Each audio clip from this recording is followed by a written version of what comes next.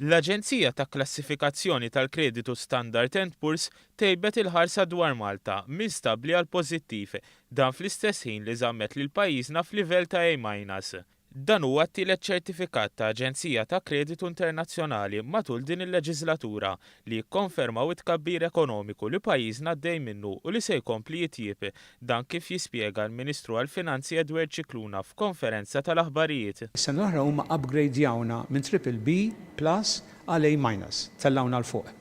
U l-outlook għamluh stabbli.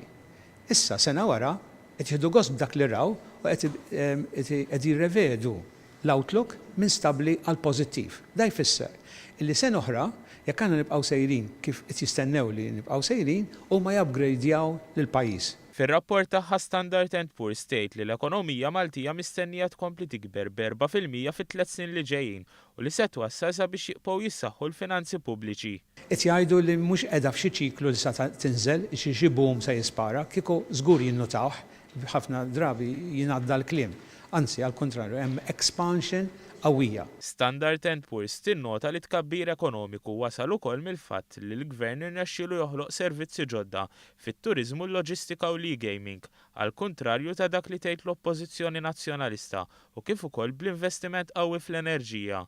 Iżda għal Standard & Poor's wieħed mill-iżjed fatturi li wassal għal dawn ir-riżultati huwa tnaqqis fid-dejn tal-pajjiż flimkien mal-parteċipazzjoni tan-nisa fis-suq tax-xogħol u r-roħs fil-kontijiet tal-enerġija. Da qed isir mhux billi il-Ministru tal-Finanzi jissellef bħal ta' qablu xi 300 miljun oħra għaw jitfaħħom fuq it-tfal, kieku nsibx nagħmel bihom, imma billi ma jagħmlux dan ħalli jara d-dejn nieżel. Jiġifieri għandek tkabbir, xogħol u fl-istess ħin deficit u djun dejjem niżlin. Standard & Poor's temmet tgħid li pajjiżna huwa f'pożizzjoni tajba li jilqa' l-effetti ta' Brexit, dan minħabba l-bażi diversifikata ta' esportazzjoni u l-ekonomija flessibbli Maltija. Intant, Cicluna żied jgħid li dan flimkien mas-surplus finanzjarju tal-ewwel 8 xhur tas-sena saru fi sfond differenti minn dak tas-sena l-oħra. Is-sena is-surplus qed ifisser ħafna taf għaliex għax hija sena tal-elezzjoni.